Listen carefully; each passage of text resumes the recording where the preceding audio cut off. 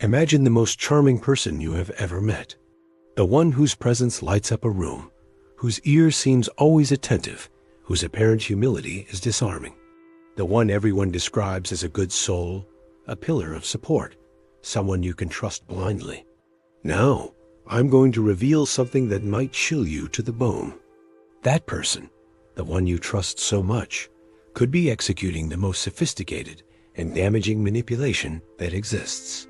Today, you are going to discover the secrets of covert narcissism, the most dangerous psychological profile, precisely because almost no one manages to detect it in time. We are not talking about the blatantly arrogant one, but the silent architect of your despair. In the coming minutes, you will delve into a world where the appearance of goodness is a weapon, where the victim becomes the executioner without raising their voice, and where the emotional damage they leave is so deep it can take years to heal. I will show you the signs that are right in front of your eyes, but which your mind, deceived by their mask of empathy, refuses to see.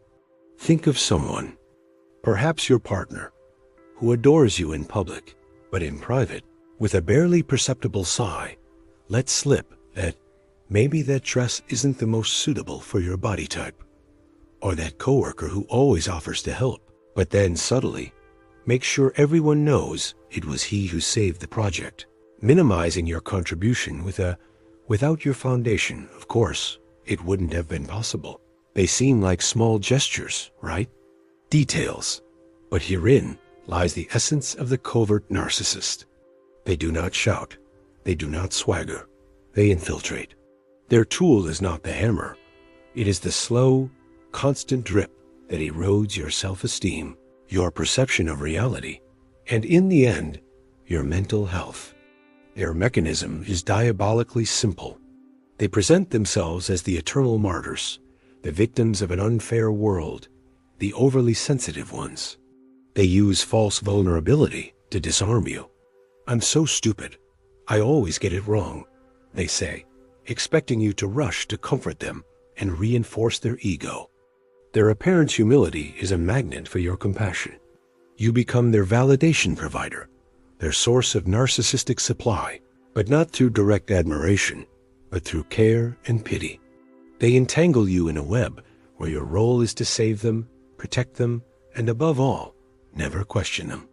Because if you do, you will suffer the most effective punishment, the silent withdrawal, the look of disappointment, the "you have let me down" that drives guilt into your chest. There is a deeply controversial element here, something our society resists accepting. Our culture celebrates humility, empathy, and sensitivity. The covert narcissist hijacks these positive social values and uses them as a disguise. They hide behind the language of therapy, emotional intelligence, personal growth. They talk about boundaries when they want to control you, about emotional needs when they demand submission, about vulnerability when they seek to manipulate your feelings. This perversion of healthy concepts makes them incredibly difficult to identify because it challenges our idea that a good person cannot be abusive. It forces you to ask an uncomfortable question. Are we, in our eagerness to value the emotional, inadvertently creating the perfect camouflage for psychological predators? The damage caused by this profile is beyond comparison. The overt narcissist leaves you with visible bruises. The covert one gives you an internal illness, a slow poisoning. They make you doubt your own sanity. It is the technique of gaslighting taken to its maximum expression. I never said that. You're exaggerating. You're too sensitive. I only wanted to help. Little by little, your emotional compass becomes demagnetized. You start to believe the problem is you, that your distrust, your sadness, your anxiety are flaws in your character, not a natural response to constant, subtle abuse. You stop trusting your perceptions. You isolate yourself because talking about it would be complaining about someone who is so wonderful with everyone. The prison is invisible, and you become your own jailer. But there is hope. The key to detecting it lies in one word: incongruence. Observe the discrepancies between what they project to the world and what you experience in private. Are they loved by everyone except their closest relationships? Do they constantly speak of justice and empathy, but their recounted actions demonstrate the opposite? Do their stories of victimization always place them in the role of the misunderstood hero? Pay attention to how they make you feel after interacting with them. Do you feel energized, valued, and at peace? Or do you feel drained, confused, and in need of walking on eggshells? Your body and your intuition usually know the truth long before your rational mind. The final revelation is this: covert narcissism is not just a behavioral pattern in some people. It is a symptom of a broader problem. We live in a time where image is everything, where authenticity is sacrificed on the altar of public perception. This mental disorder flourishes in the gaps between who we say we are and who we really are. Fighting it does not start by pointing fingers at others, but by cultivating brutal honesty with ourselves.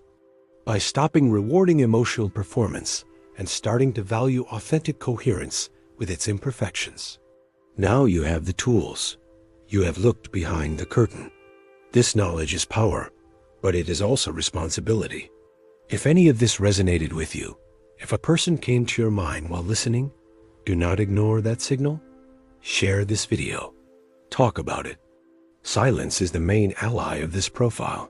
Breaking it is the first step to healing. Leave us your experience or reflection in the comments. Have you met someone like this? Do you think it is the most dangerous profile? Your opinion is vital to this conversation. If this content opened your eyes, don't forget to give it a like and subscribe. On this channel, Psychology and Curiosities, we will continue uncovering the mysteries of the human mind. There is much more to discover. I'll see you in the next video.